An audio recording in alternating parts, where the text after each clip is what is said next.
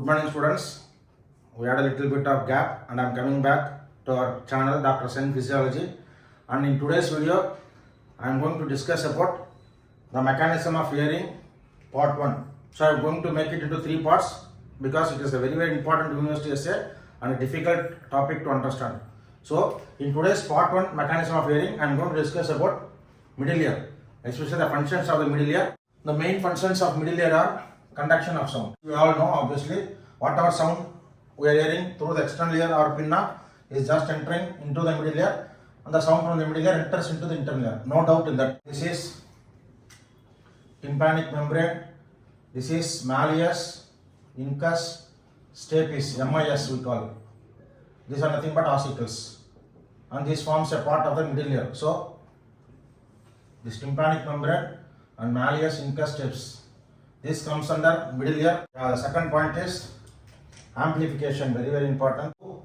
Whatever sound comes here is being amplified to enter into the inner ear, and I will tell the reason also why the sound has to be amplified. And third point is protection from loud sound. So and all these 3 functions is being done by middle ear. Conduction is also done by external ear. Note it down. The main difference between conduction coming from the external ear and the movement of the sound in the middle ear is, in external ear there is no amplification of sound. Very important. So sound just travels. Sound just travels, which is just a path. So external ear is just a path or passage. External ear is just a passage of the sound into the middle ear. The external ear helps the sound which is heard from the outside to enter into the middle ear. No amplification takes place, no change in amplitude. But once the sound enters into the middle ear, the scenario changes. So the amplification of sound takes place. That I will call it as, please note it down, 5 more question. Impedance matching. So why the name impedance matching? 5 more question. So impedance matching occurs where? Impedance matching occurs in the middle ear. The inner ear cochlea is filled with fluid, whereas this is middle ear is air. The sound vibrations comes through the air. So there is air fluid inertia. Very important point. This footplate of steps is attached to the oval window. Imagine impedance matching is not going to take place. So whatever sound comes, as I told, external ear no magnification takes place or no amplitude increase takes place. The same thing happens in the middle ear also. Means what will happen? Whatever sound is coming, the same sound amplitude will strike the oval window through the footplate of steps. But that sound is not enough. That amplitude is not enough to move the fluid. That is air fluid inertia. This is fluid. This contains endolimb, perilimb. Mainly scala vestibula and the scala tympani, the above and below, contains, there are 3 sclera within the cochlea. The scala vestibula contains perilimb. The scala tympani contains perilimb. The middle scala contains endolimb.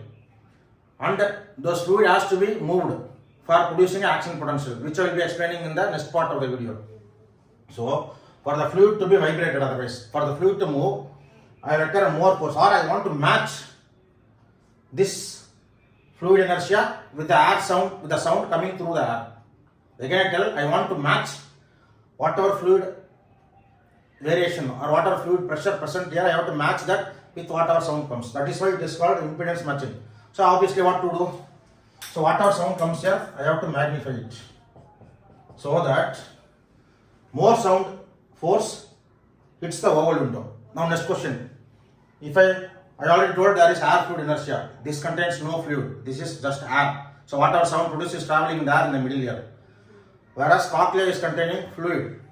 So for the fluid to move, I require more force, or the sound has to be amplified. Very simple. And that's why it is called impedance matching. I have to produce an amplified sound to match the pressure which is present in the fluid. The fluid which is present in the cochlear fluid.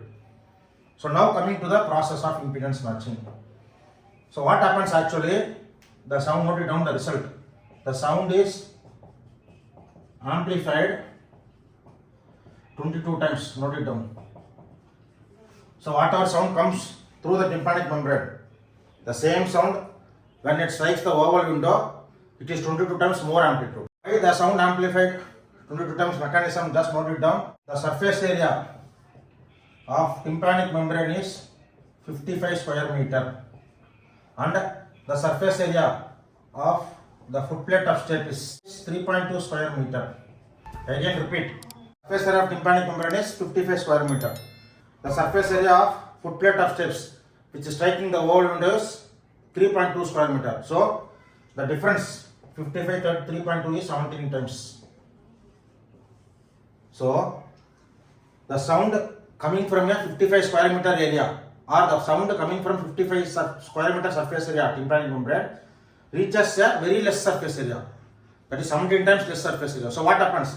The pressure with which it is going to strike is 17 times more. So this difference, note it down. So this is because of, now the amplification is because of three things. One is surface area, note it down please. Now second point is the lever system. This malleus incus steps acts as a lever and the handle of malleus. The handle of malleus, the force is 1.3 times more, malleus 1.3 times. So the handle of malleus is 1.3 times more force than the incus and steps. So that I have to add. So this is 17 times, this is 1.3 times. So I am combining, this is 17 times surface area, the lever, that malleus incus steps, especially the handle of malleus, 1.3 times. So 17 into 1.3, which will be equal to 22 times. So whatever sound that is going to strike the oval window is 22 times more than the sound coming through the tympanic membrane. And this, whatever I discussed, is impedance matching. It is also called a pneumatic amplification. Now coming to the third reason for this amplification is the tympanic membrane curve. You can see here the curve of the tympanic membrane. For example, the sound which comes into the handle of malleus here is not distorted, almost more precise, whereas the sound striking the edges of the tympanic membrane. Otherwise, the tympanic membrane, the sound which is coming from the external ear and striking the tympanic membrane, it is not evenly distributed. The tympanic membrane that is near the handle of the malleus, the sound is very precise. Here it is little bit vibrated. So that is also one of the reasons for the amplification to take place. So all these 3 points you can note it down. That is one of the very important functions of middle ear. Now going to the final function, protection from loud sound. The normal sound is getting amplified, accepted. Then only the air fluid inertia will be overcome. The fluid, perilimb or endolimb, whatever it is, they can be able to vibrate or move so that action potential is generated. But there is a possibility of, if I am going to hear normal sound is amplified, very good, that is normal physiology, that is accepted. But if too much harsh, very much high amplitude sounds enters as such into the external ear and middle ear, there is a possibility of it to damage the inner ear, which is cochlea. So to avoid damage to the cochlea from very high amplitude sounds, there is a mechanism called tympanic reflex. So functions of middle ear can be asked as 5 mark question. Impedance matching can be asked as 5 mark question. Tympanic reflex can be asked as 5 mark question. Tympanic reflex is also called as, note it down, acoustic reflex. Attenuation. Attenuation means reduction of sound. Attenuation reflex. Sometimes it is also called as stapedial reflex because stapedius muscle is also involved. Stapedius muscle, I hope you know, it is supplied by 7th cranial lobe. Now coming to the tympanic reflex. So what happens when very high amplitude sound comes? If this tympanic reflex, it is a protective reflex. This is dampening the sound. Impedance matching, there it is amplifying the sound. Here it is dampening the sound. But both are needed according to the situations. This tympanic membrane above, there is a muscle called tensor tympanic. Note it down, 2 muscles. Mainly tympanic reflex is 2 muscles involvement. Tensor tympani, which is attached to the tympanic membrane as the name suggests, and another muscle is stapedius, which is attached to the stapes. So what happens When high amplitude sound comes, both these muscles contract. Tensor tympani muscle and the stapedius. So tensor tympani and the stapedius muscles contract. What happens when they contract? This tympanic membrane is pulled inward, whereas the footplate of stapes is pulled outward. Very, very important point. Actually, what we expect? The footplate of stapes, what it should do? It should go and strike the oval window. And once the oval window is struck, the cochlear vibration takes place. But in case of tympanic reflex, what happens? Yeah, this is coming this side, this is coming this side. Simple, two arrows. The tympanic membrane is pulled inward because of contraction of tensor tympani muscle. The footplate of stapes is moving outward, not it down, against the expected thing. The stapes is moving outward, or the footplate of stapes is moving away from the cochlea. Instead of going and striking the oval window, it is coming in this direction. So both the muscles are moving opposing each other. So the tympanic membrane is moving inward, the footplate of stapes is moving outward. See here, the arrow mark. Again I am drawing, very important. Even 3 arrows. This is called tympanic reflex. It is a protective reflex. Contraction of 2 muscles takes place. Tensor tympanic muscle contraction causes tympanic membrane to move inward. Stapedius muscle contraction causes footplate of stapes to move outwards. So they both muscles coming like this, or both the structures coming like this. And what happens? These ossicles are going into rigidity. Very, very important point. This ossicular system, this MIS, this malleus incus stapes are in rigid state. So the normal expected impedance matching is affected. So the loud sounds striking the oval window is reduced.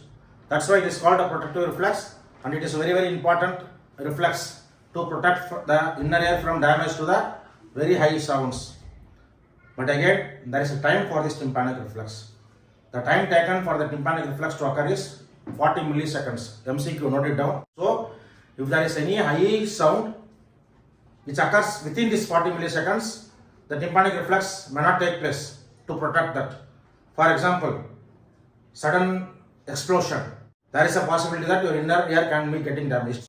So, in today's video, I discussed about the functions of the middle ear. I discussed about impedance matching. So, in next video, I will be discussing upon the inner ear. The main function of inner ear is converting mechanical energy into electrical energy. So, all those things we are going to discuss in the upcoming video, mechanism of hearing part 2. Hope this video was definitely very useful for you people, and kindly share this video to our students community. Thank you. We will meet in next class.